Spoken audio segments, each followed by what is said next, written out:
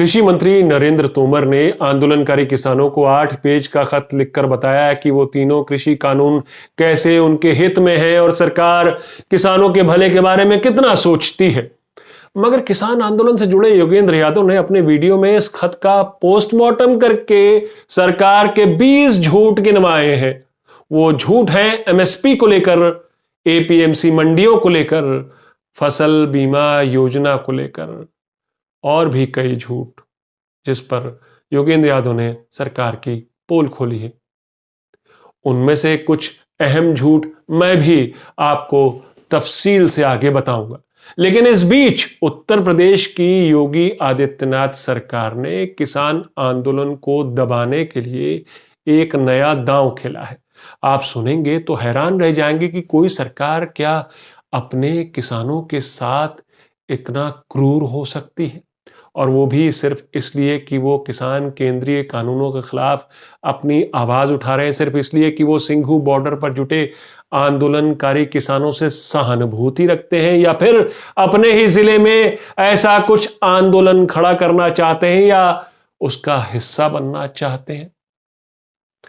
उत्तर प्रदेश सरकार ने संभल जिले के 6 किसान नेताओं को नोटिस जारी करके 50 लाख रुपए का पर्सनल बॉन्ड भरने का नोटिस दिया है।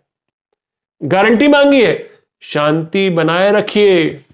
बेल बॉन्ड भरने को कहा है कि खबरदार जो किसी आंदोलन का हिस्सा बने। इन किसानों पर योगी सरकार का आरोप है कि ये लोग केंद्र के विवादित 3 कृषि कानूनों के खिलाफ दूसरे किसानों को, इलाके के किसानों को भड़का रहे हैं। नमस्कार, मैं हूं आपका न्यूज़बाज प्रभात शुंगलू। मेरा आज का सवाल, क्या कृषि कानून की मुखालफत के लिए किसानों से बॉन्ड भरवाना जायज है? अपने जवाब हां या ना में जरूर दीजिएगा। तो समझ रहे हैं ना आप, एक तरफ सरकार किसानों को खत लिखकर झूठ बोल रही और दूसरी तरफ बीजेपी राज्य में कृषि कानूनों के खिलाफ अगर किसान बात भी कर रहे हैं तो योगी सरकार उन्हें आंदोलन से दूर रहने की धमकी दे रही, उन्हें दंड देने की तरकीब ढूंढ रही। संभल जिले के 6 किसानों को 50 लाख रुपए का नोटिस गया है कि आप बेल बॉन्ड भरिए, पर्सनल बॉन्ड भरिए। दरअसल योगी सरकार ने संभल जिले के एसडीएम के जरिए ये नोटिस भिजवाया है, या संभल जिले के एसडीएम ने ये नोटिस भारतीय किसान यूनियन के 6 नेताओं को भेजा है। अब ये किसान यूनियन का एक गुट है जो कि अपने आप को असली गुट बताता है। उनके 6 नेताओं को ये नोटिस गया है एसडीएम का, संभल जिले के। और इस नोटिस में कहा गया है कि आप जो है वो किसानों को, इलाके के किसानों को कृषि कानूनों के खिलाफ बरगला रहे हैं, झूठा प्रचार कर रहे हैं, आंदोलन की बात कर रहे हैं, इसलिए आपको 50 लाख का पर्सनल बॉन्ड भरना पड़ेगा ताकि इलाके में शांति बनी रहे, आप इसको मुद्दे को और ना उछालें, हैं, आंदोलन जैसी कोई स्थिति ना पैदा हो। और इसी तरह से 6 और किसानों को 5 लाख रुपए का बॉन्ड भरने का नोटिस मिला है। यानी एक तरह की श्योरिटी ली जा रही है कि इलाके में शांति बहाल रखेंगे आप लोग। इंडियन एक्सप्रेस ने ऐसे ही एक नोटिस के हवाले से, जो एसडीएम ने नोटिस भेजा है किसानों को, उसके हवाले से लिखा है कि किसानों को कहा जा रहा है कि कुछ किसान घर घर जाके आंदोलन के लिए दूसरे किसानों को उकसा रहे हैं, झूठ का प्रचार कर रहे हैं। तो आपसे हम क्यों ना आप 50 लाख का ये मुचलका साइन करके दें, पर्सनल बॉन्ड, कि आप ऐसा नहीं करेंगे। और इसी तरह का एक बेल बॉन्ड भी भरवाया जाए इतनी ही राशि का, ताकि आप अगले 1 साल तक इलाके में शांति व्यवस्था बनाए रखें। खबर जब पब्लिक डोमेन में पहुंची, यानी मीडिया ने जब ये खबर पकड़ी, छापी, तो सरकार को लगा अरे ये क्या हुआ, तो वो अपनी गलतियां ढकने लगी। नहीं, वो तो क्लेरिकल एरर है, ये अमाउंट ज्यादा है, हम कम कर देंगे, 50 लाख नहीं है 50,000 है, 5 लाख नहीं है 50,000 है, हम कम कर देंगे। 2 जीरो ज्यादा लग गए, 1 जीरो ज्यादा लग गया, भूल चूक लेनी देनी, चलिए हम मान भी लेते हैं कि 1 जीरो ज्यादा लग गया, 2 जीरो ज्यादा लग गया, लेकिन क्या इससे सरकार की मंशा पर सवाल उठने बंद हो जाएंगे? किसान पूछ रहे कि क्या सरकार हमें धमकी दे रही? क्या हमारा प्रोटेस्ट करने का हक नहीं है? क्या हम आतंकवादी हैं जो हमारे साथ ये सलूक किया जा रहा है? कहां से लाएंगे हम ये पैसे? साफ है कि अब चूंकि सिंघू बॉर्डर पर किसान आंदोलन के लिए जन समर्थन बढ़ रहा है, तो बीजेपी सरकारें दमन और डराने धमकाने का रास्ता अख्तियार कर रही। उधर सिंघू बॉर्डर पर बैठे आंदोलनकारी किसान अपनी मांग पर अड़े हुए हैं कि सरकार तीनों कृषि कानून वापस ले। सुप्रीम कोर्ट ने भी सरकार को सुझाव दिया है कि किसानों से बातचीत पूरी होने तक कम से कम यह आश्वासन तो दीजिए कि आप जो है इन तीनों कृषि कानून को लागू नहीं करेंगे, जमीन पर नहीं उतारेंगे। लेकिन सरकार ने अब तक सुप्रीम कोर्ट का इस पर कोई जवाब नहीं दिया है। कह रही हम बात करते हैं, अभी इस पर कोई मन नहीं बनाया है। मगर सरकार के कृषि मंत्री नरेंद्र तोमर ने गुरुवार को किसान नेताओं को खत लिखा, 8 पेज का खत।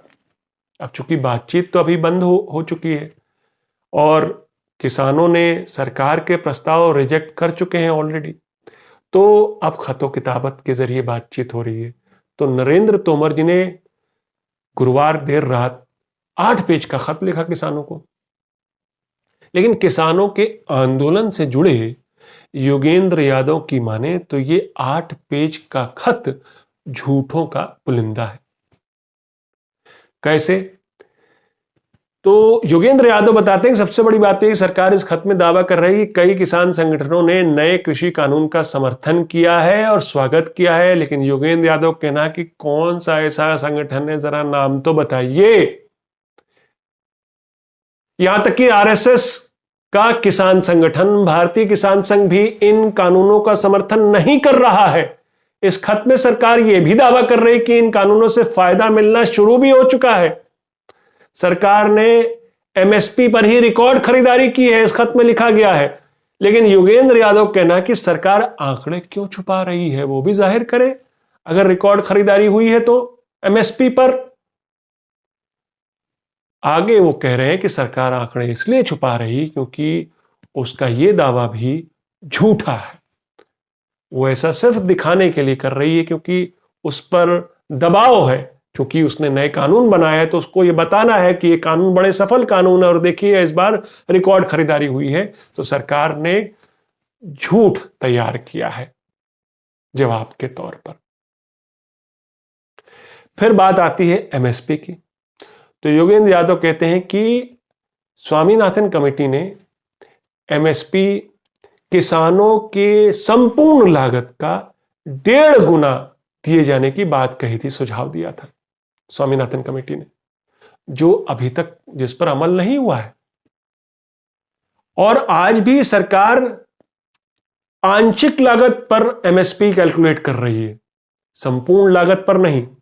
यानी एक तरह से जो फसल किसान को 2,500 के रेट में बेचनी चाहिए या जिसकी उसको कीमत 2,500 के रेट पर मिलनी चाहिए, वो आज भी किसान उस फसल को कम कीमत पर बेचने को मजबूर है।